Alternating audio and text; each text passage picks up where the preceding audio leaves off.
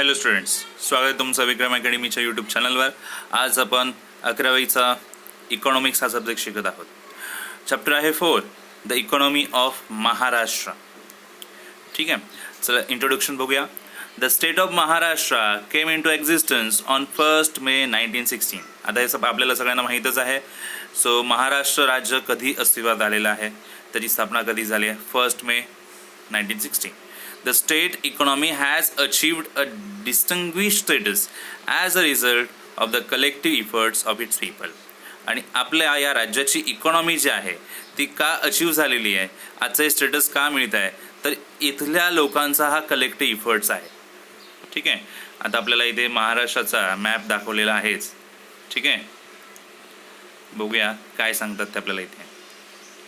Administrative division of Maharashtra. As per Economic Survey of Maharashtra 2017-18, the state has been divided into 36 districts under 6 revenue divisions, which Mumbai, Pune, Nashik, Aurangabad, Amravati and Nagpur for administrative reasons.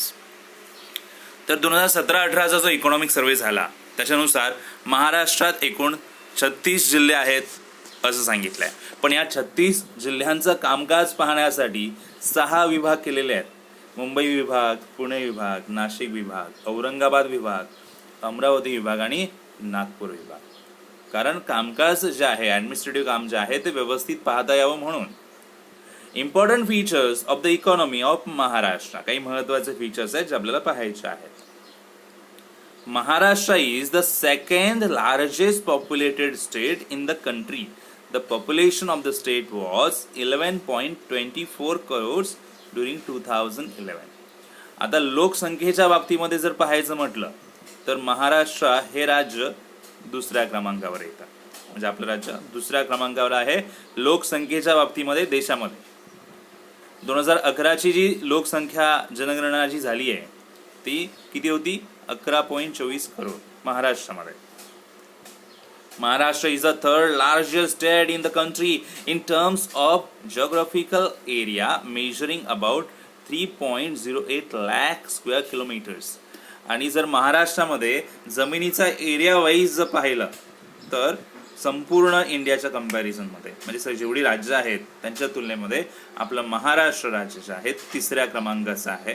सगळ्यात जास्त area असणार. Area किती आहे तो सांगितलाय अंदाजे 3.08 lakh square kilometre. It is a most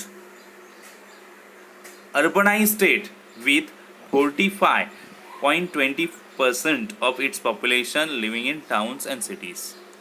so maximum जे cities शहरच वगैरे जे आहेत ती आपल्याला इथे अर्बनाइज म्हणजे शहरीकरण झालेलं दिसून येतं. सो 40.20% असं सांगितलं त्यांनी. लोकसंख्या जी आहे ती शहरांमध्ये किंवा टाउन्समध्ये, शहरांमध्ये, सिटीजमध्ये राहते. According to 2011 census the sex ratio of Maharashtra was 929 females per 1000 males. आता जो सेक्स रेशो जो आहे म्हणजे आपण म्हणणार स्त्रियांचं प्रमाण पर 1000 पुरुषांच्या मागे किती आहे याला सेक्स रेशो म्हणतात. तर महाराष्ट्रामध्ये 1000 पुरुषांच्या मागे 929 स्त्रिया आहेत कंपॅरिझनमध्ये, फिमेल्स आहेत. लिटरसी रेट काय आहे महाराष्ट्राचा बघा, 82.3% ॲज पर 2011 सेन्सस. 2011च्या जनगणनेनुसार महाराष्ट्राचा जो लिटरसी रेट आहे तो 82.3% आहे. According to the Economic Survey of Maharashtra for 2016-17, the state had highest growth of GSDP, gross state domestic product, and state per capita income, SPCI, in comparison with other state. जर other स्टेटशी, other राज्यांशी जर आपण तुलना केली तर 2016-17च्या economic survey प्रमाणे असं दिसून येत आहे की महाराष्ट्र स्टेटचा, आपल्या या राज्याचा ग्रोथ जो आहे तो जास्त आहे. The state economy is characteristic by abundant natural resources. आता जर कॅरेक्टरिस्टिक्स पाहिले तर आपल्या महाराष्ट्रामध्ये नॅचरल रिसोर्सेस खूप सारे आहेत. अवेलेबिलिटी ऑफ स्किल मॅनपॉवर सुद्धा भरपूर आहे. टेक्नॉलॉजिकल ॲडव्हान्समेंट मिळाली आहे. डेव्हलप्ड इन्फ्रास्ट्रक्चर सुद्धा आहे. Maharashtra is the most favored destination for creativity and skill development, investment and tourism. So Maharashtra एक फेवरेट डेस्टिनेशन समजला आता, कारण creativity, skill development, investment, tourism या सगळ्या बाबतीमध्ये महाराष्ट्र पुढे असलेला दिसून येतो. इकॉनॉमिक डेव्हलपमेंट ऑफ महाराष्ट्र हा पुढचा मुद्दा आहे जो आपल्याला पाहायचा आहे. पहा तर ॲग्रिकल्चर सेक्टर असा हा पॉईंट इथे आहे. Agriculture and allied activities play an important role in the economic development of the state. आता महाराष्ट्र स्टेटची इकॉनॉमिक डेव्हलपमेंट कशावर अवलंबून आहे असं जर म्हटलं तर मॅक्झिमम पार्ट जो आहे तो शेती आणि त्याच्याशी संबंधित ॲक्टिव्हिटी आहेत त्या करण्यावर आहे.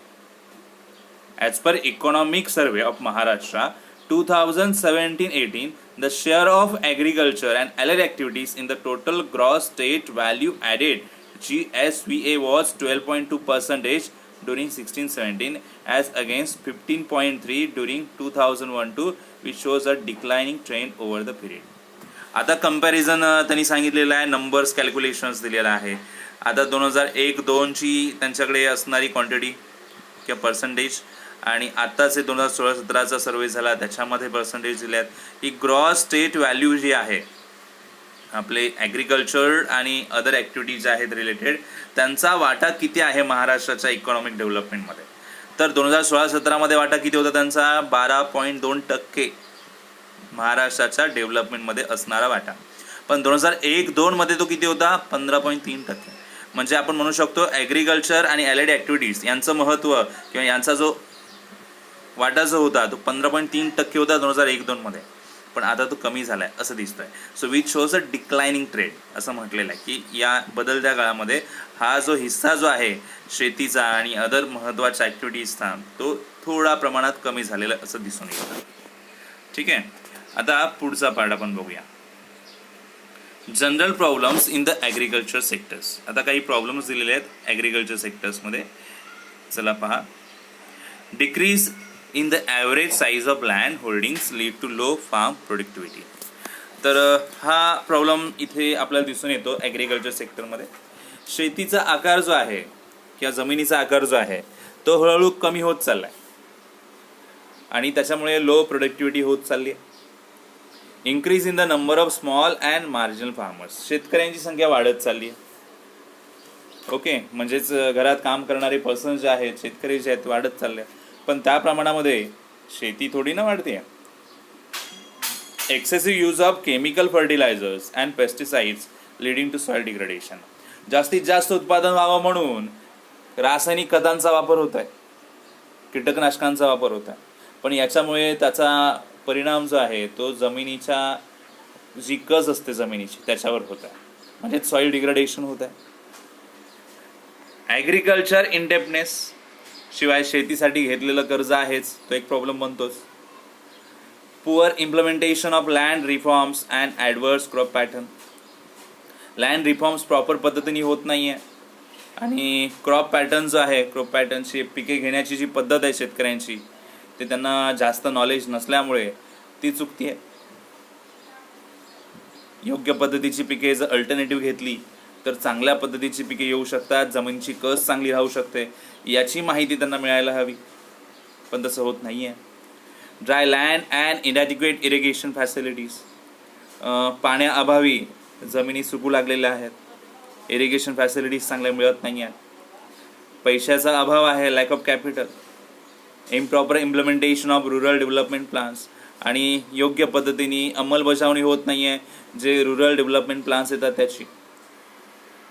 Lack of marketing facilities. Impact of climatic changes. Marketing facilities नाही आहेत. शेतीचं उत्पादन झालं तर ते शेतीचं उत्पादन मार्केटमध्ये आणायचं कसं हा मोठा प्रश्न असतो शेतकऱ्यांना. मार्केटिंग फॅसिलिटीज नाही आहेत त्यांच्याकडे.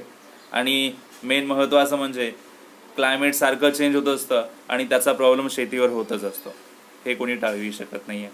मग असे खूप साऱ्या अडचणी ज्या आहेत शेतीसमोर आहेत आणि या अडचणींवर मात करून शेतकऱ्यांना शेती करायची आहे. ठीक आहे, आता या डिफिकल्टीज पाहिल्या. आपण बघूया आता measures undertaken by the government. गव्हर्नमेंटने काय पावलं उचलले त्यासाठी शेतीमध्ये डेव्हलपमेंट व्हावी, तर त्यासाठी गव्हर्नमेंटने काय प्रयत्न केले आहेत. इकॉनॉमिक सर्वे तिथे दिलेला आहे महाराष्ट्राचा 2017-18 मध्ये झाला होता. काय केलं गव्हर्नमेंटने? Distribution of quality seeds at reasonable rates. तर गव्हर्नमेंटने प्रयत्न केला आहे की चांगल्या क्वालिटीची जी बियाणं आहे ते योग्य दरामध्ये शेतकऱ्यांना पोहोचवलं आहे. Increase number of outlets for fertilisers and pesticide distribution. आणि जे दुकानं वगैरे जी आहेत ती वाढवलेली आहेत खताची, कीटकनाशकांची, की जेणेकरून शेतकऱ्यांना ते मिळू शकेल. डेव्हलपमेंट ऑफ इरिगेशन फॅसिलिटीज वाढवलेल्या आहेत, त्याच्यामध्ये डेव्हलपमेंट झालेली आहे. Electrification of agriculture pumps and efforts to provide electricity on demand. तर ॲग्रिकल्चर पंप्स म्हणजे वॉटर पंप्स असतात, त्याच्यामार्फत साठवलेलं पाणी जे आहे तळ्यामध्ये नदीमध्ये साठवलेलं पाणी असेल, हे पाणी शेतीमध्ये पोहोचवण्यासाठी पंपांचा वापर होतो, पण ते इलेक्ट्रिसिटीवर डिपेंड असतात. त्यामुळे इलेक्ट्रिसिटी ऑन डिमांड, जेव्हा शेतकऱ्यांना गरज असेल तेव्हा ती इलेक्ट्रिसिटी द्यावी, असं सुद्धा गव्हर्नमेंटने प्रयत्न केला आहे. आता असं का?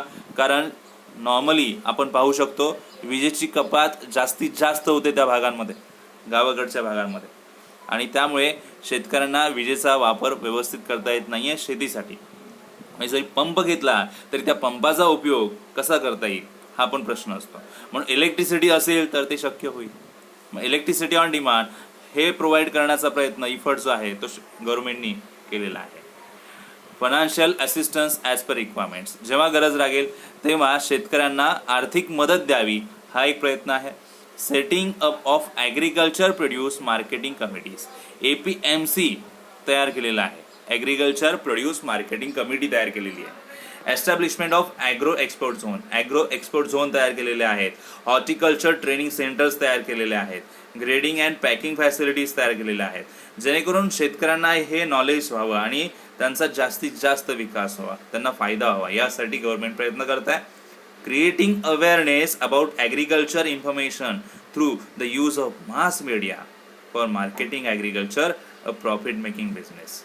तर शेतकऱ्यांमध्ये एक जागरूकता यावी, शेतीबद्दल त्यांना चांगली माहिती मिळावी, तयार केलेलं प्रोडक्शन कशा पद्धतीने मार्केटमध्ये आणावं आणि चांगला फायदा मिळवून घ्यावा, सो प्रॉफिट कसा मिळवता येईल, या संबंधित माहिती जी आहे ते मास मीडियाच्या मुळे ते देण्याचा प्रयत्न करतायत. म्हणजे शेतकऱ्यांमध्ये एक जागरूकता निर्माण करण्याचा प्रयत्न सरकार करत आहे. आता आपण बघूया माहिती इंडस्ट्रीची. Maharashtra is an industrially advance state.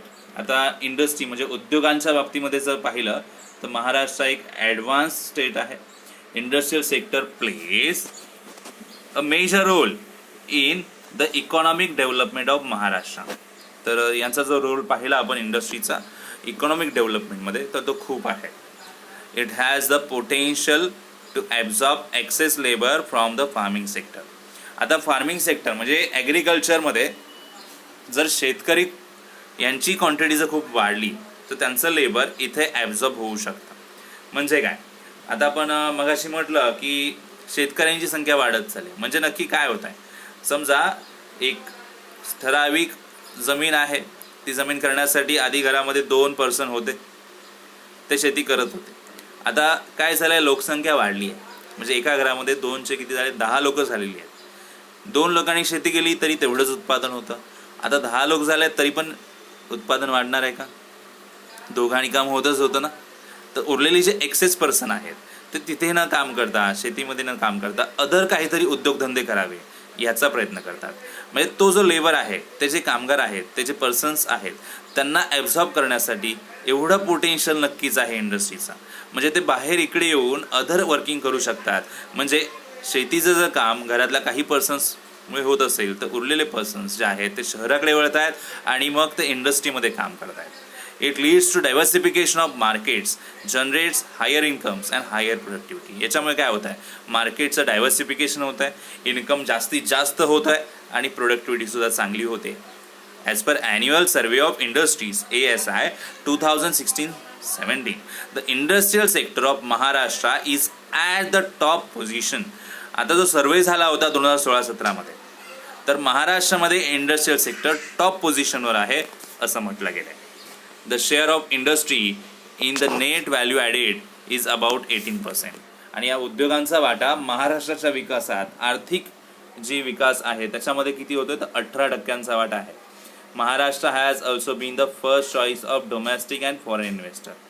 तर डोमेस्टिक म्हणजे आपले इथे राहणारे जे पब्लिक आहे ते, फॉरेन इन्व्हेस्टर म्हणजे विदेशातले लोक जे आहेत त्यांना ही पहिली चॉईस मिळते महाराष्ट्राची इथे इन्व्हेस्टमेंट करण्यासाठी. ठीक आहे. फॉरेन डायरेक्ट इन्व्हेस्टमेंट, शॉर्टमध्ये त्याला FDI असं म्हणतात. In the early 1990s, the government of India started amending the norms capping foreign direct investment in certain sectors. तर 1990 मध्ये किंवा त्याच्यानंतरच्या काळामध्ये 1990 किंवा 1991 म्हणा, गव्हर्नमेंट ऑफ इंडियाने एक असे काही चेंजेस केले की ज्याच्यामुळे फॉरेन डायरेक्ट इन्व्हेस्टमेंट होऊ शकत होती काही सेक्टर्समध्ये. म्हणजे फॉरेनमधले इन्व्हेस्टर येऊन डायरेक्टली इन्व्हेस्ट करू शकत होते इंडियामध्ये.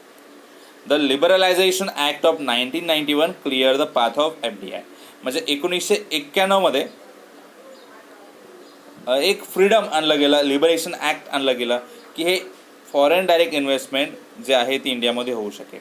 म्हणजे असं म्हणता येईल, पुन्हा एकदा पहा, 1991च्या आधीचा काळ आणि 1991 नंतरचा काळ असे दोन काळ होऊ शकतात. 1991च्या आधी आपण म्हणू शकतो की इंडियामध्ये बाहेरचे लोक येऊन फॉरेन डायरेक्ट इन्व्हेस्टमेंट होऊ शकत नव्हती, तशी बंधनं होती इंडियामध्ये. ओके, बाहेरचे फॉरेन इन्व्हेस्टर इंडियामध्ये इन्व्हेस्ट करू शकत नव्हते, खूप सारी बंधनं होती. पण 1991ला जो लिबरेशन ॲक्ट आणला गेला त्याच्यामुळे बाहेरचे जे इन्व्हेस्टर्स आहेत, फॉरेन डायरेक्ट इन्व्हेस्टर्स जे आहेत ते इन्व्हेस्टमेंट करू शकत होते इंडियाच्या सेक्टर्समध्ये. Maharashtra has been consistently rank as the number 1 investment destination in India. आणि इंडियामध्ये जर पाहिलं, महाराष्ट्र हा एक नंबर 1 डेस्टिनेशन म्हणला आहे इन्व्हेस्टमेंटसाठी. The state has remain in the forefront in the terms of FDI inflow in the country. The FDI inflow जर पाहिला तर महाराष्ट्रामध्ये जास्त होत आहे असं दिसून येत आहे. FDI inflow in Maharashtra since April 2000 till September 2017 was 6,11,760 crore, which is 31% of the total FDI inflow. जेवढा टोटल FDI इन्फ्लो होतो त्याच्या जवळजवळ 31% महाराष्ट्रामध्येच होत आहे. ओके, संपूर्ण इंडियाच्या कंपॅरिझनमध्ये पाहिलं तर. म्हणजे बाहेरून येणारी जी इन्व्हेस्टमेंट आहे, विदेशातून जे इंडियामध्ये करणारे इन्व्हेस्टमेंट्स आहेत ते मॅक्झिमम महाराष्ट्रामध्ये करतात 31%, आणि अदर स्टेट्समध्ये तर आहेत पण त्याचं प्रमाण महाराष्ट्रापेक्षा तरी नक्कीच कमी आहे. General problems in the industrial sectors, काही प्रॉब्लेम इंडस्ट्रियल सेक्टर्समध्ये सुद्धा आहेत. डिलेस इन गव्हर्नमेंट प्रोसिजर्समुळे डिले होतो. Lack of opportunities for skill डेव्हलपमेंटच्या अपॉर्च्युनिटीज खूप कमी आहेत. लॅक ऑफ अपडेटेड टेक्नॉलॉजी, चांगली टेक्नॉलॉजी नाही आहे अपडेटेड असं म्हणता येईल. पुढे लॅक ऑफ इन्फ्रास्ट्रक्चर फॅसिलिटीज चांगल्या नाही आहेत किंवा कमी आहेत असं म्हणूया. मोटिवेशन टू न्यू एंटरप्रेन्युअर्स, जे नवीन एंटरप्रेन्युअर्स येणार आहेत त्यांना मोटिवेशन कमी मिळत आहे. ओके, डेव्हलपमेंट प्रोग्राम्स कमी आहेत आणि रिजनल इम्बॅलन्स आहेच. Major undertaken by the government for industrial development, economic survey of Maharashtra 1780. Single window sale was initiated to provide all clearance to the existing and prospective investors. एक single window sale एक programme त्यांनी initiate केला गव्हर्नमेंटने की सगळ्या प्रकारच्या process ज्या आहेत इन्व्हेस्टर्सची किंवा आणखीन कोणत्या त्या क्लिअर व्हाव्या म्हणून एकाच विंडोमध्ये म्हणजेच एकाच याच्यामध्ये क्लिअर होती. Maharashtra industry trade and investment facilitation cell Maitri was introduced to provide online consolidated information about the investment process. तर मैत्री त्याचा फुल फॉर्म यांनी दिलेला आहे Maharashtra industry trade and investment facilitation cell was ही इंट्रोड्यूस केली गेली. कशासाठी की ऑनलाईन पद्धतीने इन्फॉर्मेशन्स किंवा प्रोसेस ज्या इन्व्हेस्टमेंटची ती पूर्ण व्हावी. Awards for export performance, space range subsidies are provided to small scale industries. तर स्मॉल स्केल इंडस्ट्रीजला इन्करेजमेंट देण्यासाठी त्यांचं पार्टिसिपेंट वाढावं यासाठी त्यांनी प्रयत्न केलेले आहेत. तर इथे सांगितलं आहे awards for export performance, space range subsidies provide केलेल्या आहेत. Creation of special economic zones SEZ to boost industrial growth. Industrial growth व्हावी म्हणून स्पेशल इकॉनॉमिक झोन्स असे एरिया तयार केलेले आहेत, त्यांना सेज म्हटलेलं आहे. ओके, सो इंडस्ट्रियल ग्रोथ तिथे बूस्ट करण्यासाठी त्यांनी सेज एरिया तयार केलेले आहेत, स्पेशल इकॉनॉमिक झोन्स तयार केलेले आहेत. Maharashtra State Industrial Cluster Development Program MSICDP is being implemented all over the state to develop small, medium and micro enterprises. So Maharashtra State Industrial Cluster Development Program यांनी काय केलं, implement केलेलं आहे संपूर्ण स्टेटमध्ये, म्हणजे स्मॉल, मीडियम, मायक्रो इंडस्ट्री सगळे develop व्हावे म्हणून हे त्यांनी इम्प्लिमेंट केलेलं आहे. सर्व्हिस सेक्टर बघूया. Service sector consist of insurance, tourism, retail banking, education and social services. आता यांच्याबद्दल तुम्ही ऐकलं असेलच. तर हे सर्व्हिस सेक्टर आहे, त्याच्यातून आपल्याला सर्व्हिस मिळतात, जसं की एज्युकेशनची सर्व्हिस मिळते, हेल्थ सर्व्हिस मिळते, टुरिझमची सर्व्हिस मिळते. Service sector includes provision of services to business as well as final consumer. तर सर्व्हिस सेक्टरमध्ये काय येतं, तर सर्व्हिस देणंही येतं बिझनेसची आणि फायनल कन्झ्युमरसुद्धा त्याच्यामध्ये इन्व्हॉल्व होतं. Service sector is a largest employment generating and fastest growing sector of the economy. जर पाहिलं इकॉनॉमीमध्ये, इकॉनॉमिक डेव्हलपमेंटमध्ये, आर्थिक विकास जो आपण म्हणतोय त्याच्यामध्ये, तर सर्व्हिस सेक्टरचा वाटा खूप मोठा आहे. इथे एम्प्लॉयमेंटसुद्धा चांगली आहे आणि ग्रोविंगसुद्धा खूप वेगाने होते.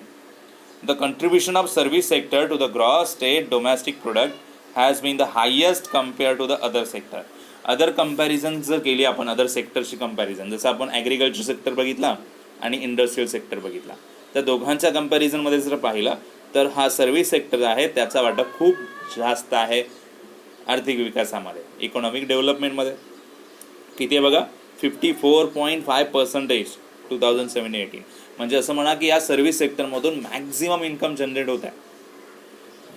The core areas for development of service sector include fintech, ITS, startups, cloud computing, electric vehicles, defence, tourism and private universities. So हे काही नेम्स दिलेले आहेत सेक्टर्समध्ये इन्व्हॉल्व होणार आहे, याच्यातून इन्कम्स त्यांना जनरेट होत आहे. Government has also try to expand the service sector by various activities in tier 2 cities. तर गव्हर्नमेंटसुद्धा प्रयत्न करत आहे की या सर्व्हिस सेक्टर ज्या आहेत त्याच्यामध्ये आणखीन ॲक्टिव्हिटीज इन्व्हॉल्व कराव्या आणि डेव्हलपमेंट जास्तीत जास्त करण्याचा प्रयत्न करावा. ठीक आहे. Core areas of service sector. तर स्टुडंट्स, याच्या पुढचे जे पार्ट्स आहेत सर्व्हिस सेक्टरचे, कोर एरियाज आणि अदर काही कन्सेप्ट्स आहेत ते आपण पुढच्या व्हिडिओमध्ये डिस्कस करणार आहोत. या व्हिडिओमध्ये आपण एवढंच डिस्कशन करत आहोत. ठीक आहे. तर आपण भेटूया पुढच्या व्हिडिओमध्ये. तोपर्यंत गुड बाय, टेक केअर. आणि हा व्हिडिओ आवडला की नाही तुम्ही नक्कीच सांगा. व्हिडिओ लाईक करा, शेअर करा, चॅनल सबस्क्राईब करायला विसरू नका जर केला नसेल. ठीक आहे. तर भेटूया पुढच्या व्हिडिओमध्ये. तोपर्यंत गुड बाय, टेक केअर.